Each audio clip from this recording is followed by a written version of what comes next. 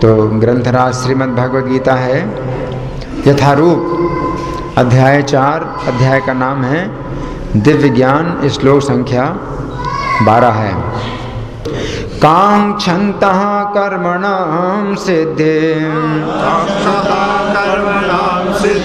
यजन्त इह देवतां क्षिप्रं हि मानुषे लोके सिद्धिर्भवति कर्मजा। इस संसार में मनुष्य सकाम कर्मों में सिद्धि चाहते हैं। फलस्वरूप वे देवताओं की पूजा करते हैं। निस्संदेह इस संसार में मनुष्यों को सकाम कर्म का फल शीघ्र प्राप्त होता है। तात्पर्य पढ़ने से पहले इस श्लोक के शब्दों को समझेंगे। भगवान क्या कह रहे हैं? कांक्षन्तः कर्मणाम सिद्धिम, अपने कर्मों की सिद्धि की इच्छा करने वाले। यजन्त हे देवता, इस संसार में देवताओं की पूजा करते हैं, है ना। यानी कृष्ण की पूजा ना करके अन्य देवताओं की पूजा करते हैं। क्षिप्रम हि मानुषे लोके, तो इस मनुष्य जीवन में जल्दी ही सिद्धिर्भवति कर्मजा, कर्म से उनको सिद्धि प्राप्त होती है ना। यहाँ पर कर्म का मतलब क्या है? पूजा। जिस देवता की पूजा करते हैं उस देवता से उनको सिद्धि प्राप्त हो जाती है ना। कौन सी सिद्धि? जो वो चाहते हैं, कर्म की सिद्धि। अब हम सुनेंगे तो अब हम सुनेंगे तात्पर्य में प्रभुपाद क्या लिखते हैं। श्रील प्रभुपाद की इस जगत के देवताओं के विषय में भ्रांत धारणा है। सुनिए बड़े ध्यान से, प्रभुपाद क्या कह रहे हैं? इस जगत के देवताओं के विषय में भ्रांत धारणा है और विद्वत्ता का दंभ करने वाले अल्पज्ञ मनुष्य इन देवताओं को परमेश्वर के विभिन्न रूप मान बैठते हैं। एक अज्ञान, समझ लीजिए अच्छी तरह से, हैं? इस अज्ञान को दूर करना है? और ये जो है बहुत अज्ञान, और इसमें वो अपना बड़ा विद्वत्ता दिखाते हैं कि हम बहुत समझदार हैं, है ना। अपने को बहुत समझदार समझते हैं, लेकिन अल्पज्ञ हैं। इन देवताओं को परमेश्वर के विभिन्न रूप मान बैठते हैं। वस्तुतः ये देवता ईश्वर के विभिन्न रूप नहीं होते, किंतु वे ईश्वर के विभिन्न अंश होते हैं।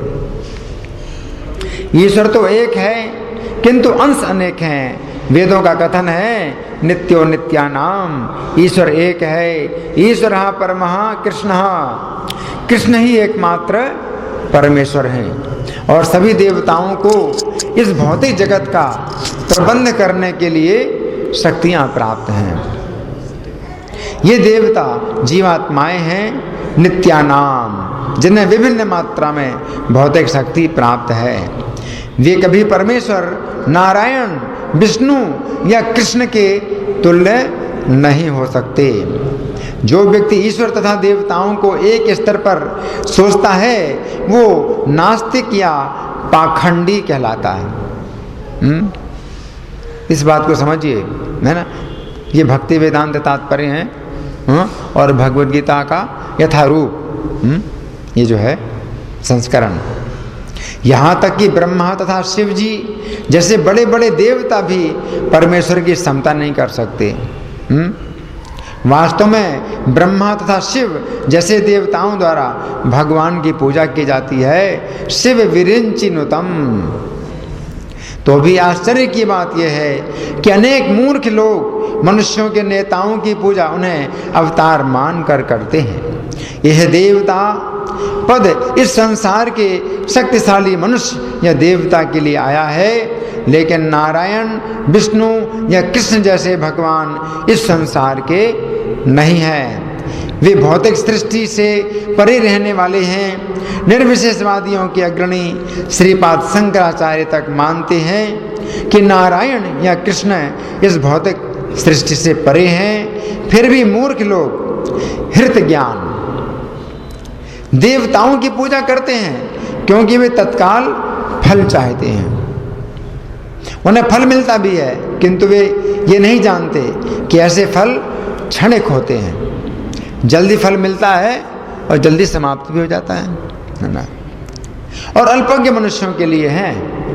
बुद्धिमान व्यक्ति कृष्ण भावनामृत में स्थित रहता है। उसे किसी तत्काल क्षणिक लाभ के लिए किसी तुच्छ देवता की पूजा करने की आवश्यकता नहीं रहती।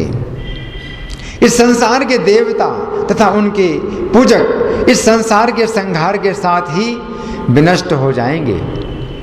देवताओं के वरदान भी भौतिक तथा क्षणिक होते हैं। ये भौतिक संसार तथा इसके निवासी, जिनमें देवता तथा उनके पूजक भी सम्मिलित हैं, विराट सागर में बुलबुलों के समान हैं। किंतु इस संसार में मानव समाज क्षणिक वस्तुओं यथा संपत्ति, परिवार तथा भोग की सामग्री के पीछे पागल रहता है। ऐसी क्षणिक वस्तुओं को प्राप्त करने के लिए लोग देवताओं की या मानव समाज के शक्तिशाली व्यक्तियों की पूजा करते हैं। यदि कोई व्यक्ति किसी राजनीतिक नेता की पूजा करके सरकार में मंत्री पद प्राप्त कर लेता है तो वह सोचता है कि उसने महान वरदान प्राप्त कर लिया है। मनुष्य जीवन किस लिए प्राप्त हुआ है लोग नहीं जानते हैं। मंत्री पद प्राप्त हो गया है तो सोचते हैं जीवन सफल हो गया, है ना।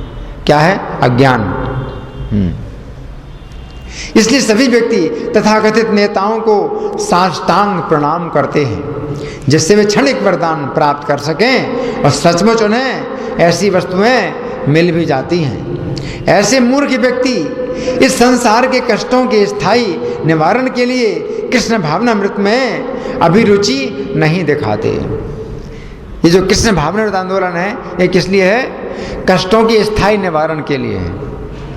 कष्टों का स्थायी निवारण, हमेशा के लिए कष्ट दूर करना, है ना।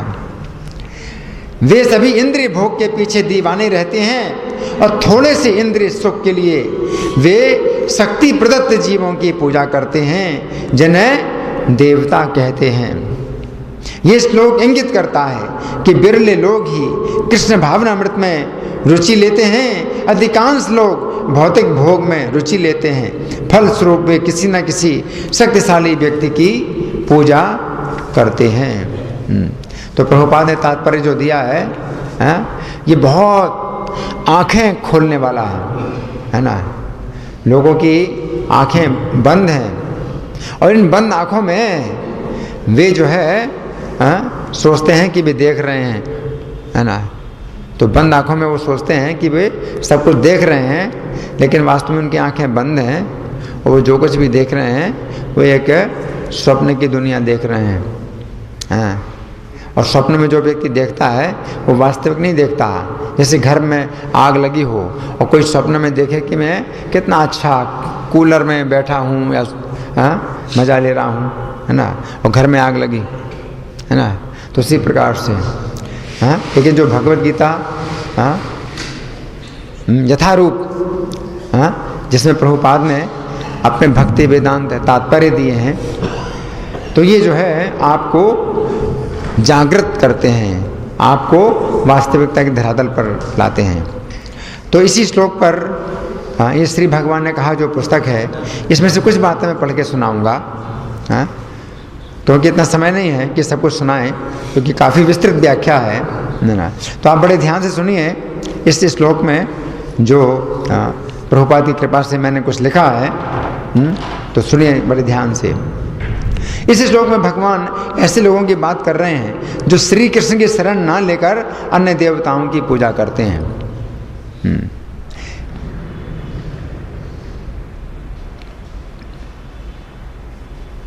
यदि भक्त श्री कृष्ण की सेवा करना चाहता है तो श्री कृष्ण भी उस भक्त की सेवा के भूखे होते हैं। क्या होते हैं?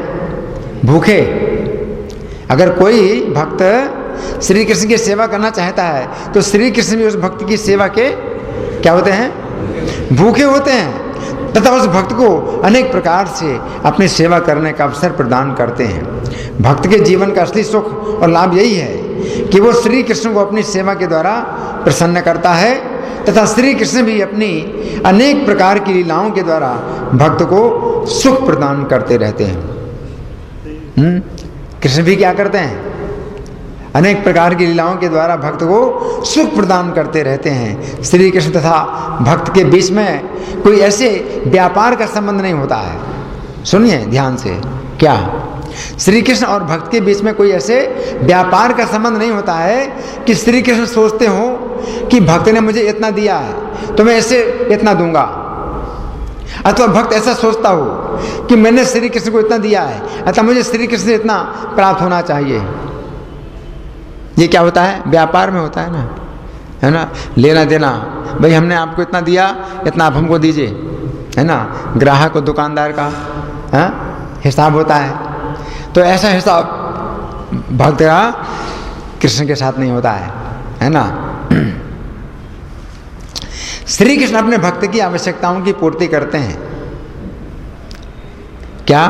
श्री कृष्ण अपने भक्त की आवश्यकताओं की पूर्ति करते हैं, वे भक्त की कामनाओं की पूर्ति नहीं करते हैं, क्योंकि कामनाओं का तो कोई अंत ही नहीं है।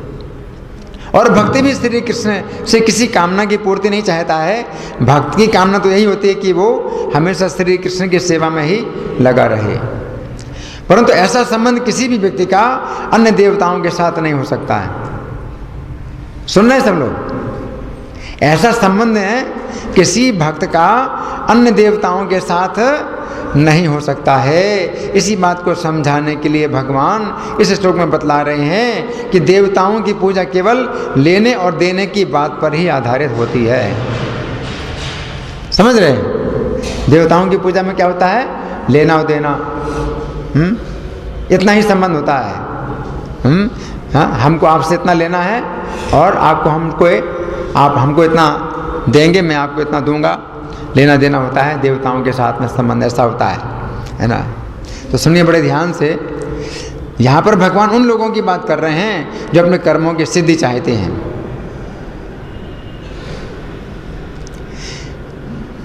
पिछले श्लोक में भगवान ने उन लोगों की बात कही थी जो श्री कृष्ण की शरण लेते हैं। ऐसे लोग अपने समस्त कर्म श्री कृष्ण को ही अर्पित करते हैं। ऐसे लोग श्री कृष्ण से केवल प्रेम ही करते हैं और भविष्य में भी उनसे प्रेम ही करना चाहते हैं। उनकी इच्छा केवल यही रहती है कि उनका श्री कृष्ण से प्रेम निरंतर बढ़ता ही रहे।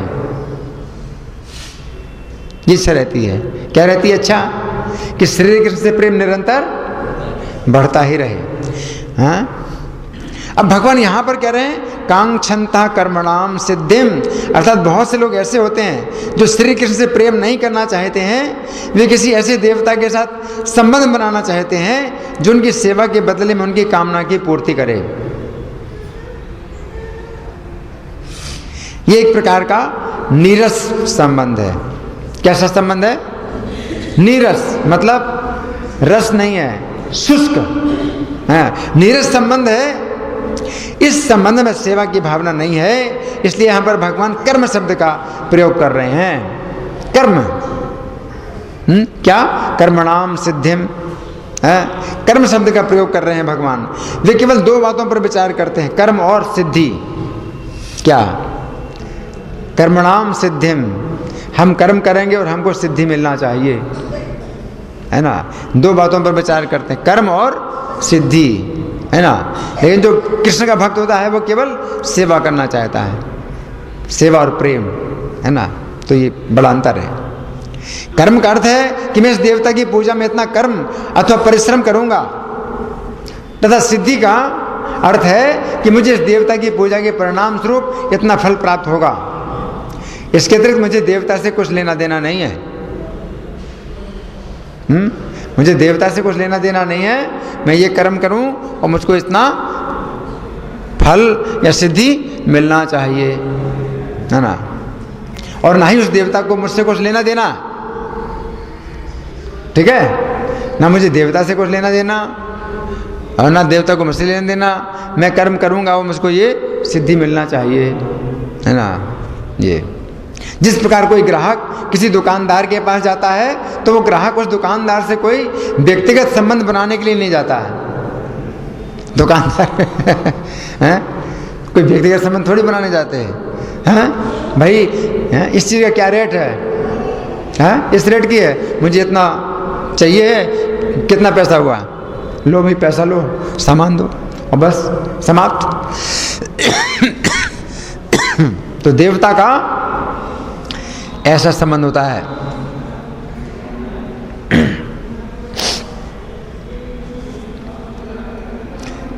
ग्राहक को दुकानदार के व्यक्तिगत जीवन के सुख दुखों से कोई मतलब नहीं रहता कि भाई आपके परिवार में क्या चल रहा है, कैसा हाल चाल है, वो नहीं पूछता ना दुकानदार से। और ना ही ग्राहक दुकानदार के घर परिवार के संबंध में ही कुछ पूछता है। ग्राहक तो अपने कर्म की सिद्धि के लिए दुकानदार के पास जाता है। क्या कर्म की सिद्धि के लिए दुकानदार के पास जाता है। ग्राहक का कर्म क्या है? ग्राहक का कर्म है दुकानदार को पैसे देना। और सिद्धि का अर्थ क्या है? दुकानदार से उतने पैसे के बराबर अपने काम की वस्तु लेना। तो यहाँ पर भगवान कह रहे हैं कि देवताओं की पूजा करने से पूर्व ही ये निश्चित किया जाता है कि उस देवता की पूजा में मुझे क्या करना पड़ेगा और देवता मुझे क्या देगा, पहले से ही सोचा जाता है। अथवा जिस प्रकार कोई ग्राहक पहले ये सोचता है कि उसे किस वस्तु की आवश्यकता है, फिर वो देखता है उस वस्तु की दुकानदार, उस वस्तु की दुकान कौन सी है, हाँ? वो पहले सोचता है कि मुझे क्या चाहिए, फिर सोचता है भाई कौन सी दुकान, कौन सी दुकान है।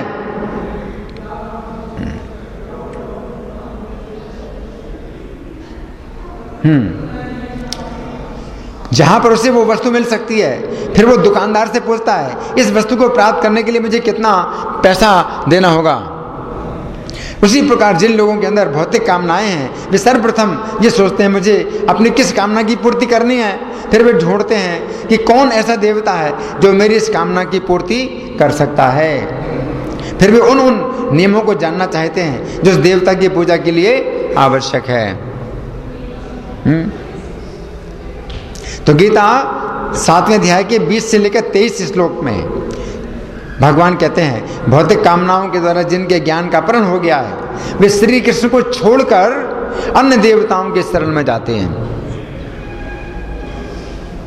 आप सुन रहे? अब ये बात जो है कोई बताता नहीं है। गीता के और भी कई विद्वान हैं, वो ये बात नहीं बताते हैं, लेकिन ये भगवत गीता यथारूप। यहाँ पर समझिए कि भगवान जो है मतलब एक प्रकार से निंदा कर रहे हैं, अन्य देवताओं की शरण लेने की निंदा कर रहे हैं। क्यों? क्योंकि जो लोग शरण लेते हैं भौतिक कामनाओं के लिए, अनित्य संसार के अनित्य वस्तुओं को प्राप्त करने के लिए,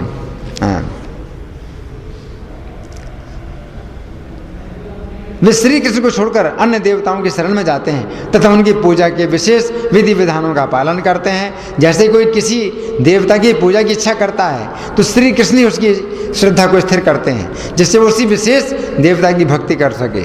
इस प्रकार वो उस देवता की आराधना करता है और उस देवता के द्वारा उसे वरदान भी प्राप्त होता है। ऐसे अल्प बुद्धि वाले व्यक्ति देवताओं की पूजा करते हैं परंतु उन्हें प्राप्त होने वाले फल सीमित और क्षणिक होते हैं। देवताओं की पूजा करने वाले देवलोक को जाते हैं किंतु श्री कृष्ण के भक्त श्री कृष्ण के परम धाम को प्राप्त करते हैं। इस प्रकार हमें समझना चाहिए कि श्री कृष्ण की शरण लेने में और देवताओं की पूजा करने में जमीन आसमान का अंतर है। कितना अंतर है? जमीन आसमान का अंतर है ना।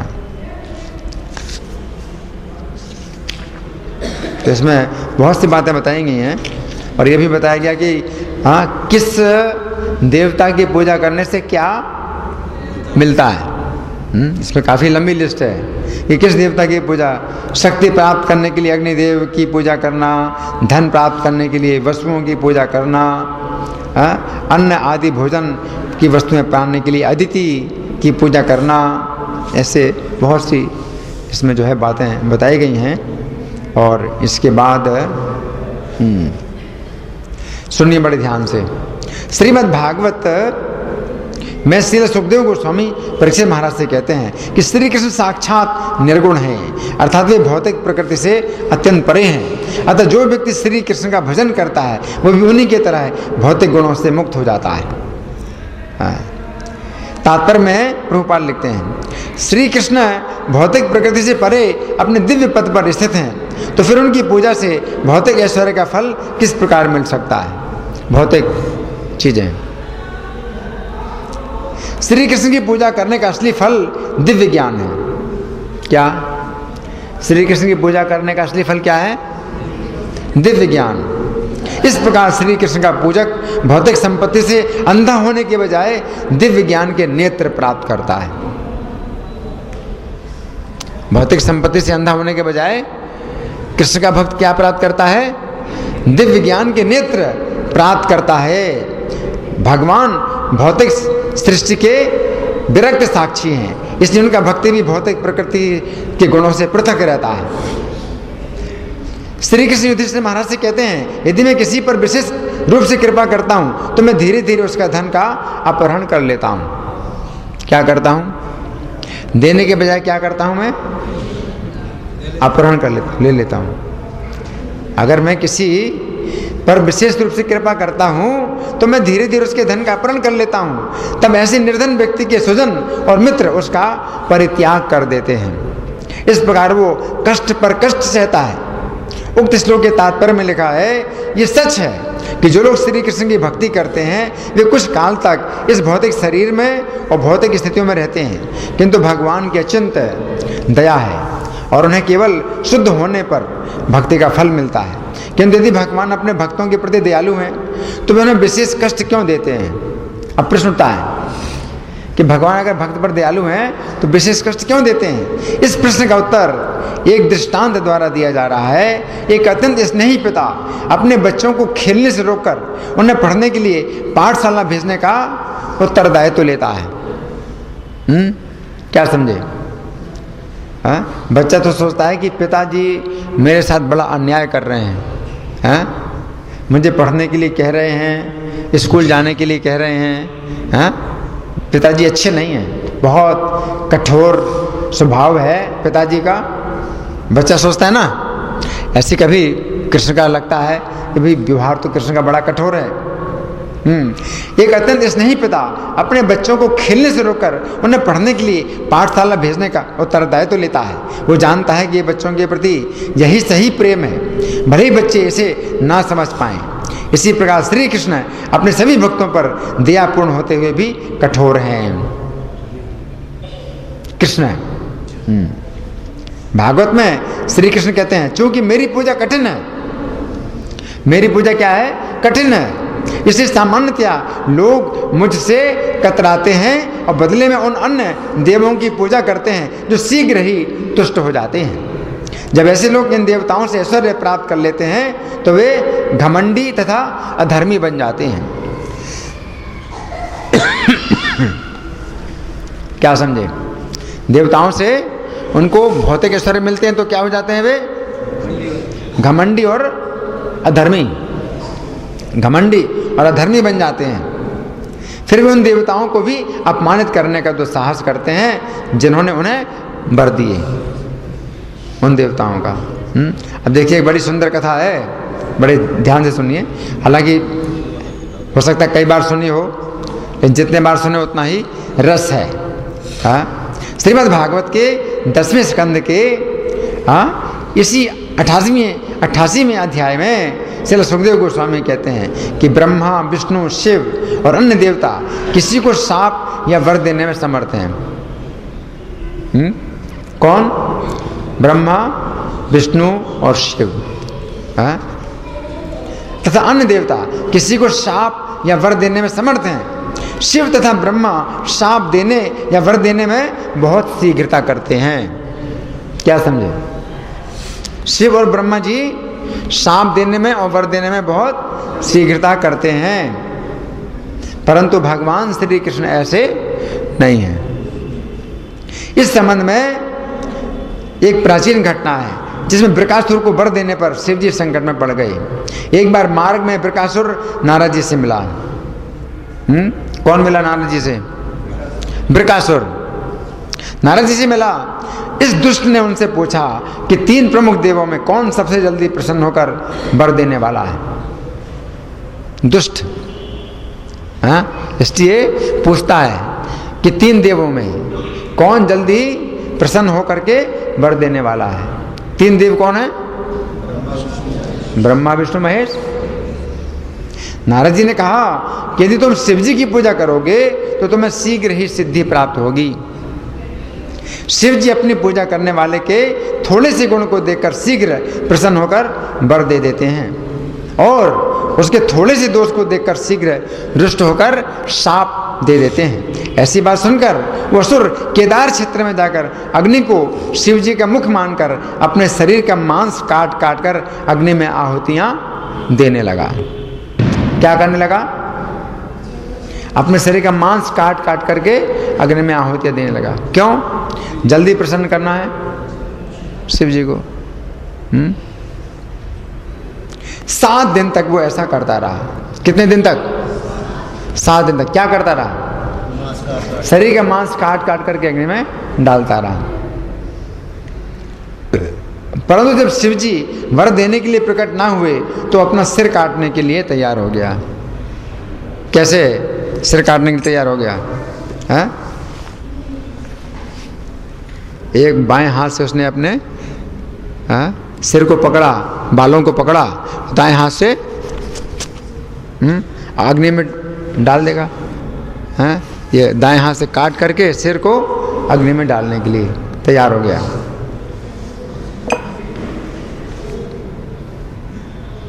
उसी क्षण परम दयालु शिवजी अग्नि से प्रकट हुए। उस असुर को आत्महत्या करने से रोकने के लिए उन्होंने उसके दोनों हाथ पकड़ लिए।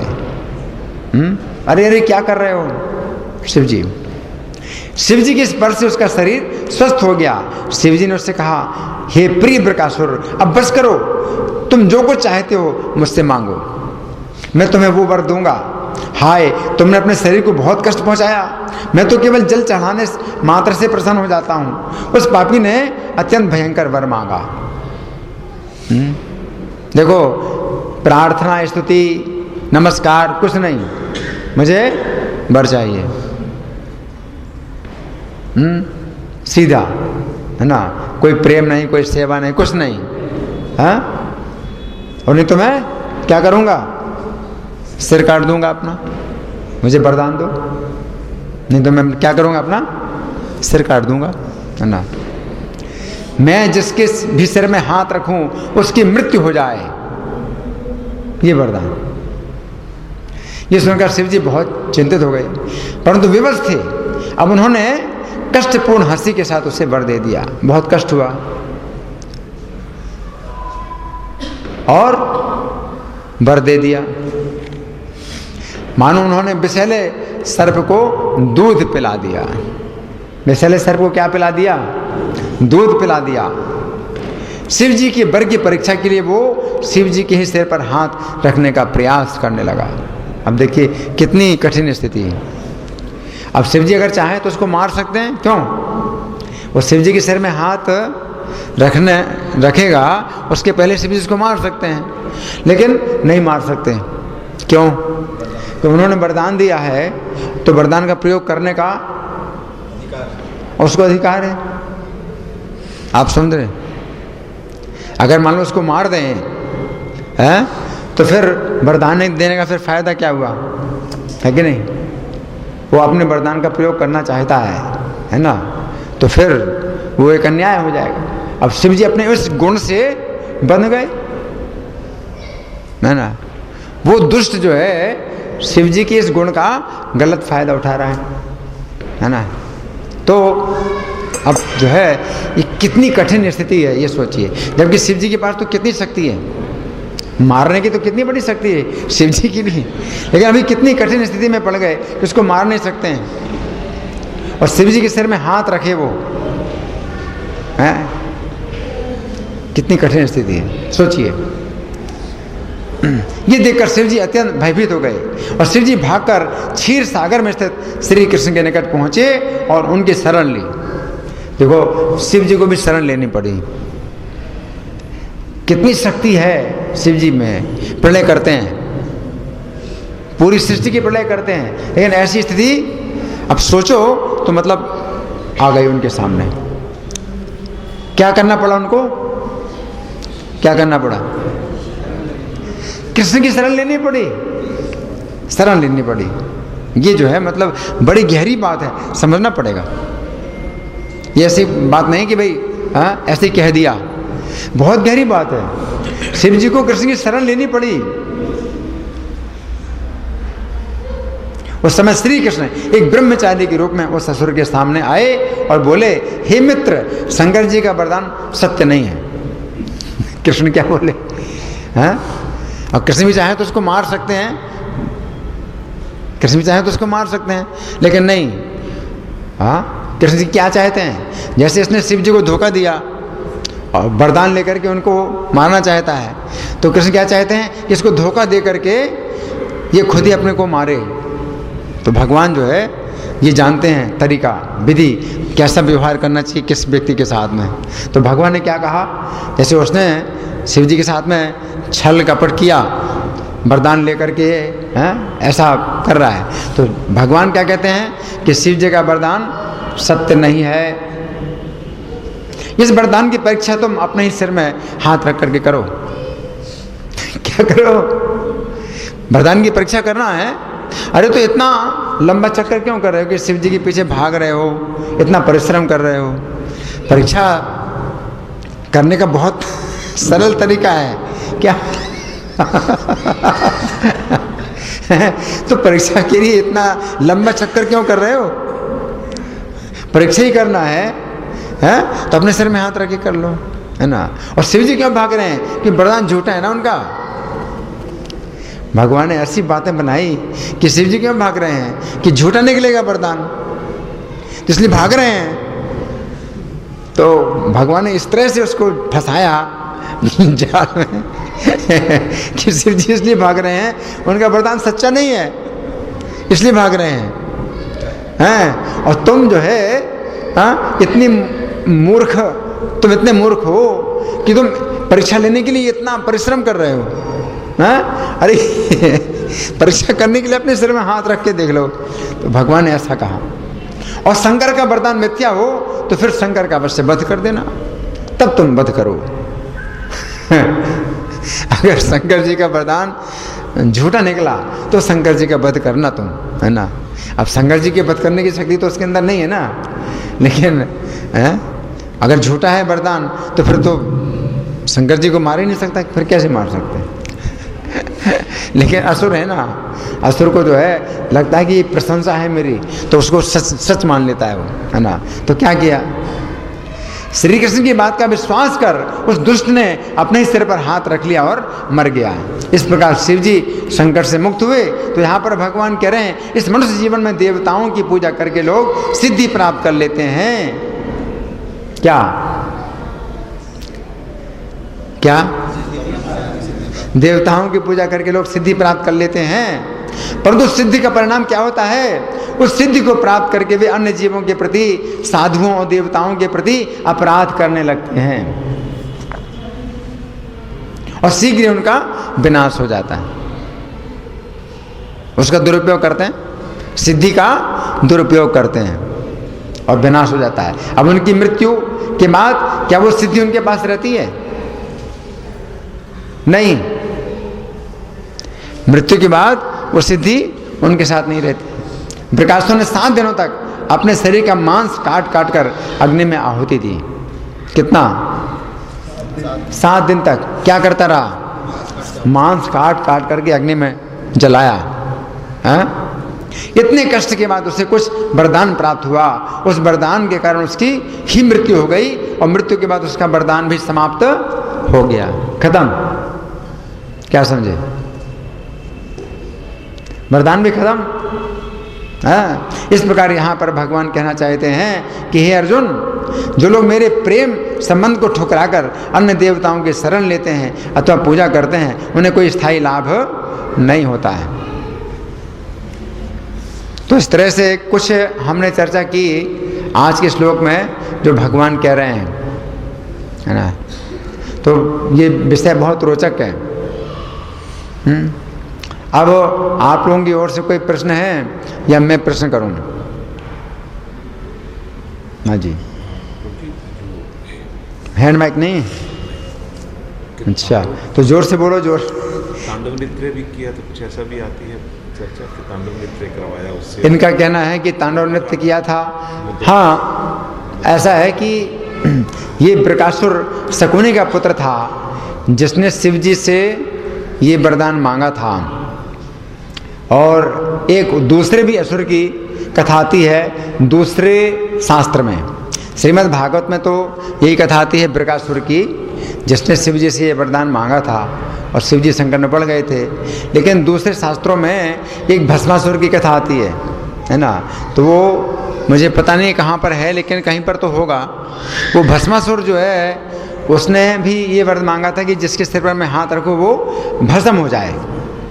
इसने तो कहा था मर जाए, वो भस्म हो जाए। भस्म का मतलब राख बन जाए, है ना। तो भस्मासुर उसका नाम है ना। तो उस लीला में हमने सुना है ना, कि जब शिव जी ने शरण ली थी भगवान की, तो भगवान स्त्री के वेश में आए थे, स्त्री के वेश में आए थे। और स्त्री के वेश में आए तो फिर वो शिव जी को भूल गया कि अब शिव जी को मारने से क्या करना है। ये तो जो है कितनी बढ़िया स्त्री मुझे मिल गई है ना। तो स्त्री से जो है वो याचना करने लगा। तो भगवान बोले कि देखो, मैं तो तब प्रसन्न होऊंगी जब तुम मेरे साथ नृत्य करो, और जैसे मैं करूं वैसे तुम करो। तब तो बहुत अच्छा, उसने कहा बड़ा अच्छा आइडिया है, बहुत बढ़िया आइडिया है। और भगवान नृत्य करते करते जब ऐसे किया उन्होंने, तो उसने भी ऐसे किया। इस तरह से मर गया वो। तो भगवान की जो है, भगवान में और देवताओं में अंतर है, यहाँ पर जो है अंतर समझाया गया है। तो इसको जो है आजकल बताया नहीं जाता, अज्ञान बहुत बढ़ा हुआ है, इसलिए ये बताया जाता है कि भाई सब देवता, किसी भी देवता की पूजा करो एक ही फल मिलेगा, सब देवता परमेश्वर के रूप हैं, ऐसे बोलते हैं। लेकिन ये जो अज्ञान है, ये अज्ञान यहाँ दूर किया है, प्रभुपाद ने अपने तात्पर्य में दूर किया। और भगवान जो बता रहे हैं, भगवान ने भी जो है, मतलब जो भगवान के कहने का असली जो तात्पर्य है कि यजंत एह देवता, देवता है ना। तो भगवान भी जो है ये बता रहे हैं, क्षिप्रम ही मानुष्य लोके सिद्धिर भवति कर्म जाए, जल्दी मनुष्य लोक में उनको सिद्धि प्राप्त हो जाती है इसी मनुष्य जीवन में। और मनुष्य जीवन में जब सिद्धि प्राप्त हो जाती है जल्दी, तो जल्दी मनुष्य जीवन में ही समाप्त भी हो जाती है। मान लीजिए कि वो बृकासुर कहे कि भाई शिव जी ने मुझे वरदान दिया था तो मुझे अगले जन्म में भी मिलना चाहिए, तो इसका क्या उत्तर है? इसी ही साथ समाप्त हो जाती है, शरीर के साथ समाप्त है, टेम्परेरी है वो भी। अगर मान लीजिए वो कहे कि नहीं, ये शिव जी का जो वरदान है वो अगले जन्म में मुझे क्यों नहीं मिला,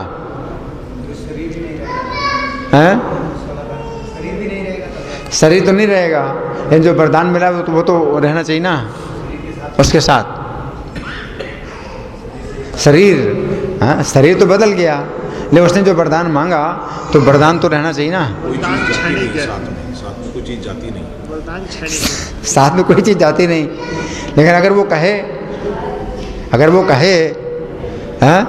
तो फिर उसका फिर क्या जवाब है? अगर वो कहे कि शिव जी मैंने आपसे वरदान मांगा था, तो मेरा शरीर बदल गया है, तो मुझे वरदान तो मुझे मिलना चाहिए। तो शरीर के साथ संबंधित था, शरीर के साथ समाप्त हो गया। देवता का वरदान था तो देवता का वरदान तो यही समाप्त शरीर के साथ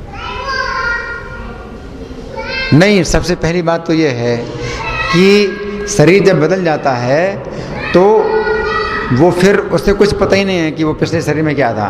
आप समझ रहे? कृष्ण के जो भक्त हैं, कृष्ण के भक्त अगर उनका शरीर बदलता भी है, इस भौतिक संसार में भी अगर शरीर बदलता भी है, तो भी वो कृष्ण का स्मरण करते हैं, कृष्ण को याद करते हैं। आप समझे ना?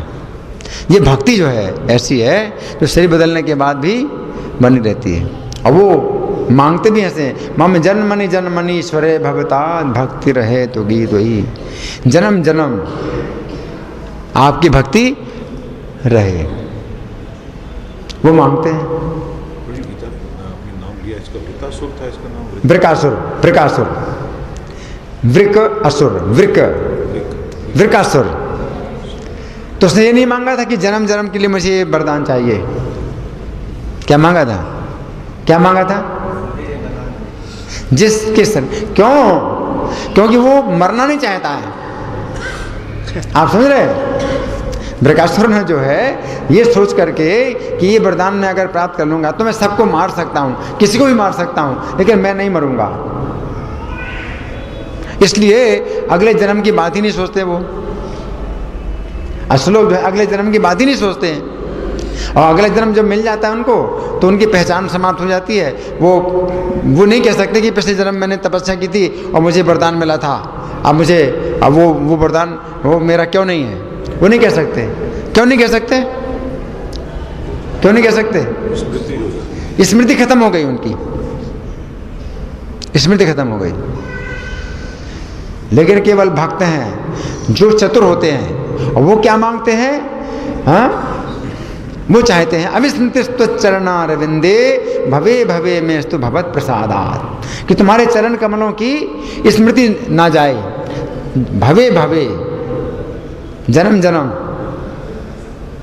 शरीर छोटे, कोई भी जन्म मिले, आपके चरणों की स्मृति नहीं जाना चाहिए। मम जन्मनि जन्मनि ईश्वरे भवतात् भक्ति रहे तो की त्वयि, जन्म जन्म आपके अहेतु की भक्ति रहे। तो वो मांगते हैं। असुर लोग नहीं मांगते जन्म जन्म हमको ये वरदान चाहिए। आप समझ रहे? हिरण्यकशिपु ने जब वरदान मांगा था तो क्या मांगा था? जन्म जन्म के लिए मांगा था वरदान? नहीं, मैं ना मरूं, पानी में ना मरूं, जमीन में ना मरूं, आकाश में ना मरूं, दिन में ना मरूं, रात में ना मरूं, घर के अंदर ना मरूं, घर के बाहर ना मरूं, है ना। जब ब्रह्मा जी ने कहा कि नहीं तुम अमर नहीं हो सकते, तो उसने मरने की जो है सब प्रकार की स्थितियों में उसने मांग लिया कि मैं ना मरूं, इस तरह से ना मरूं मैं, है ना। लेकिन जब मर गया तो वो नहीं कह सकता था कि ब्रह्मा जी आपने मुझे वरदान दिया था, अब मुझे वो वरदान मुझे फिर होना चाहिए, वही वरदान मुझे होना चाहिए, क्योंकि उसने सोचा ही नहीं कि मैं मर सकता हूँ। ऐसे जो गज था वो भी भगवान का भक्त था। कौन? जो गजेंद्र हाथी था, गजेंद्र, वो भी भगवान का भक्त था। हाँ, तो उसने देवताओं की अवहेलना करके नारायण को पुकारा सीधे। हाँ, गजेंद्र कष्ट में था, है ना। तो उसने जो है देवताओं को याद ना करके सीधे नारायण को पुकारा। उसके पास ज्ञान था, उसे ज्ञान था, इसलिए केवल इस संकट से ही नहीं छूटा है। उसने जब प्रार्थना की थी तो केवल इस संकट से छूटने के लिए प्रार्थना नहीं की थी, इस संकट से तो छुड़ाइए मुझे, लेकिन साथ हमेशा के लिए जन्म मरण के संकट से भी छुड़ाइए मुझे। तो वो भक्ति में ये हमारे पास जो है दिव्य दृष्टि प्राप्त होती है, ऐसी दृष्टि प्राप्त होती है भक्ति में कि भौतिक संसार के जो है इस बंधन से ही छूटे हैं, कर्म बंधन से ही छूटे हैं।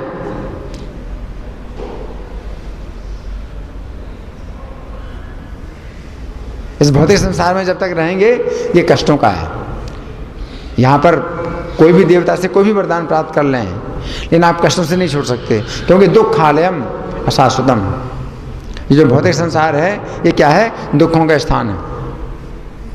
चूंकि दुख भोगने के ही लिए बनाया गया है, तो यहाँ पर आप सुखी नहीं हो सकते। इसलिए जो भक्त हैं वो केवल सेवा का वरदान मांगते हैं, सेवा भक्ति। तो संसार में भी वो अगर वो रहते हैं और जन्म भी लेते हैं और बार बार जन्म लेते हैं, तो भी वो भक्ति के द्वारा वे कष्टों से सुरक्षित हैं। ठीक है ना। तो आज के श्लोक में जो भगवान कह रहे हैं कि कर्मों की सिद्धि जो पाना चाहते हैं तो वो देवताओं की पूजा करते हैं और जल्दी ही उनको मनुष्य के जीवन में कर्मों की सिद्धि प्राप्त हो जाती है ना। तो इस विषय में हमने जो चर्चा की है, उसमें आप लोगों की ओर से कोई प्रश्न है? अच्छा मैं प्रश्न कर रहा हूँ। तो देवताओं के साथ ऐसे जो भक्त होते हैं उनका क्या संबंध होता है? क्या कुछ सेवा का संबंध होता है, प्रेम का संबंध होता है, कैसा संबंध होता है? कौन बताएगा? लेन देन का। जैसे उदाहरण, दुकानदार भाई आपको क्या चाहिए? आपको कपड़ा चाहिए, है ना? तो अब ढूंढेंगे भी कौन सी दुकान है जहाँ कपड़ा मिलता है। कपड़ा भी विशेष कपड़ा चाहिए, सिल्क का कपड़ा चाहिए, तो कोई उस कपड़ों की बहुत सी दुकान भी, सिल्क की जो दुकान है उसमें जाएंगे, है ना? फिर वो पूछेंगे भाई ये क्या भाव है सिल्क? वो बताता है ये भाव है, हमको इतने मीटर कपड़ा चाहिए, कितना पैसा हुआ? इतना पैसा हुआ, दो और मुझे कपड़ा दो। ये लो, पैसा लो, कपड़ा दो। कोई अपना और कोई संबंध नहीं होता है।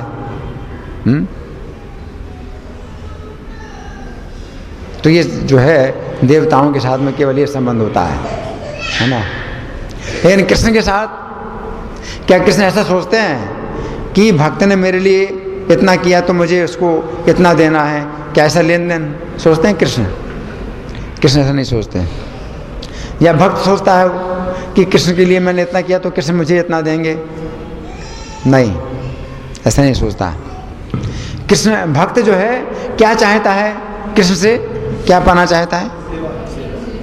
सेवा पाना चाहता है और प्रेम करना चाहता है। उसकी इच्छा होती है और प्रेम बढ़े, मेरा कृष्ण के प्रति प्रेम बढ़े। हरि बोल, हरि बोल, हरि बोल, हरे कृष्ण, हरे कृष्ण, हरि बोल, हरि बोल, हरि बोल।